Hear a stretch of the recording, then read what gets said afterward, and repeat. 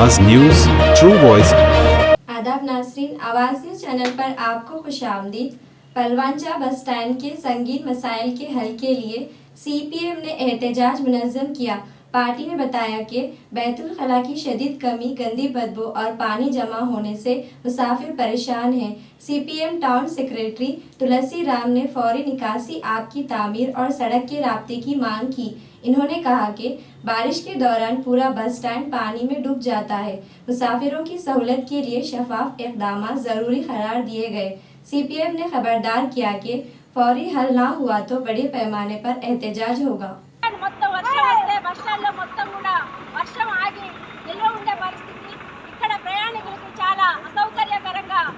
ఉన్న పరిస్థితి ఉంది కాబట్టి సిపిఎం పార్టీగా ఈరోజు బస్ స్టాండ్ సర్వే చేయడం జరుగుతూ ఉంది. ఈ కార్యక్రమానికి వచ్చిన సిపిఎం పార్టీ జిల్లా కమిటీ సభ్యులు కొండపైన వెంకటేశ్వరరావు గారిని పరిచయం కావాల్సిందిగా కోరుతున్నాము.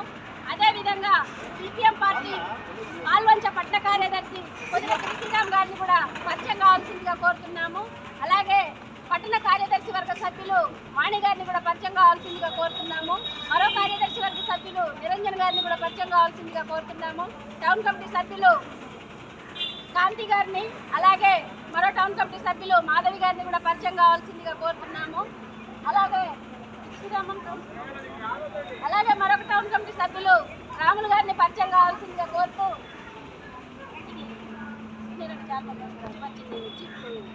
మన పట్టణ కార్యదర్శి తులసిరామ్ గారిని మాట్లాడవలసిందిగా కోరుతున్నాం. చెప్పదలుచుకున్నాం. ఎందుకోసమంటే ఇలా ఈ బస్ స్టాండ్ బాగు చేయడం కోసం గతంలో మున్సిపాలిటీ నుంచి, ప్రభుత్వం వైపు నుంచి 35 లక్షల రూపాయలు దీనికి కేటాయించడం జరిగింది.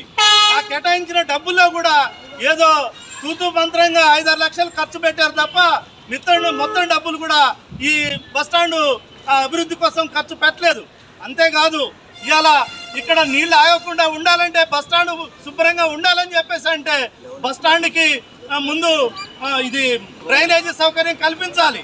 ఎందుకోసం అంటే ఈ బస్ స్టాండ్ ఎప్పుడో పాతకాలంలో కట్టినటువంటి బస్ స్టాండ్. ఈరోజు దీని చుట్టూ ఉన్నటువంటి రోడ్లు ఏవైతే ఉన్నాయో అవి కొత్తగా రోడ్లు వేయటం వల్ల ఆ రోడ్లు పైకి అయిపోయి బస్ స్టాండ్ డౌన్ అయిపోయింది. ఈ డౌన్ అయిపోయిన కారణంగా నీళ్లు మొత్తం కూడా ఇక్కడ స్టోర్ అవుతా ఉన్నాయి. ఈ స్టోర్ అయిన నీళ్లు అవి పోవాలంటే మళ్ళీ 3-4 రోజుల దాకా కూడా పోయేటువంటి పరిస్థితి లేదు. అందుకోసం ఈ బస్ స్టాండ్లో నీళ్లు ఆగకుండా ఉండాలంటే ఈ బస్ స్టాండ్ని లోపల పైకి పెంచాల్సిన, గ్రావెల్ పోసి పైకి పెంచాల్సినటువంటి అవసరం ఉంది. అదేవిధంగా బస్ స్టాండ్ నుంచి బయటికి వాటర్ పోవడం కోసం ఒక డ్రైనేజీ సిస్టాన్ని కనుక మనం ఇక్కడ చేసినట్టయితే ఈ డ్రైనేజీ వాటర్ మొత్తం కూడా తీసుకెళ్ళి ఇప్పుడు ఏదైతే కూరగాయల మార్కెట్ రోడ్డు ఉందో ఆ మార్కెట్ నుంచి పోయేటువంటి డ్రైనేజీకి లింకు చేస్తే ఈ బస్ స్టాండ్లో నీళ్ళు ఆగేటువంటి అవకాశం లేదు.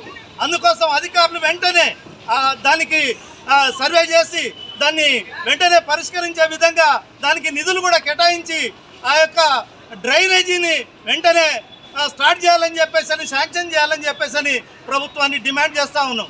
అదేవిధంగా ఇలా రాష్ట్ర ప్రభుత్వం ఉచిత బస్సులని ఒకవైపు చెబుతూనే ఇలా అనేక ఆంక్షలు పెడతా ఉంది.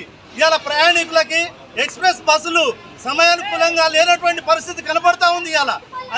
ఇలా 9 గంటలకు ఒక బస్సు, 1 గంటకు ఒక బస్సు, 4 గంటలకు ఒక బస్సు అంటే మరి పోయేటువంటి ప్రయాణికులు ఏ రకంగా పోతారో మరి ప్రభుత్వం సమాధానం చెప్పాలి. ఇలా అనేక మంది మహిళలు బస్టాండ్లో చూస్తే మొత్తం కూడా కూర్చొని ఉన్నారు. 100 మంది ఇలా వెయిటింగ్లో ఉన్నారు. అందుకోసం ప్రభుత్వం ఎంతో ఆడంబరంగా చెప్పుకుంటాము. ఇవాళ మేము మహిళలకు ఉచిత బస్సు సౌకర్యం కల్పించాము, వాళ్ళకి వేలాది మంది, లక్షలాది మంది ఇలా ప్రయాణం చేస్తామని చెప్తా ఉంది. కానీ వాస్తవాలు మటుకి ఇలా ఎట్లా ఉందంటే ప్రభుత్వం ఈ ఉచిత బస్సు సౌకర్యాన్ని దశల వారీగా ఎత్తివేసేటువంటి కార్యక్రమాన్ని పెట్టుకుందేమో అని చెప్పేసి అలా అనుమానం కలుగుతూ ఉంది. అందుకోసం ఒకటి, బస్టాండ్ ప్రజల సౌకర్యార్థం ఈ ఫ్రీ బస్సుల సంఖ్యను పెంచాలి. అదేవిధంగా నిత్యం వేలాది మందికి ప్రయాణం సౌకర్యం కల్పించేటువంటి పాలంచ బస్టాండు ఇక్కడి నుంచి మరి ప్రధాన పుణ్యక్షేత్రమైన భద్రాచలానికి, అదేవిధంగా ఎంతో సుదూర ప్రాంతాలకు పోయేటువంటి రాజమండ్రి, కాకినాడ ఇట్లా ప్రయాణం పోయేటువంటి వాళ్ళకి, విజయవాడ, ఖమ్మం, హైదరాబాద్ పోయేటువంటి ప్రజలందరికీ కూడా నిత్యం ఇక్కడ బస్ స్టాండ్ అందుబాటులో ఉంది.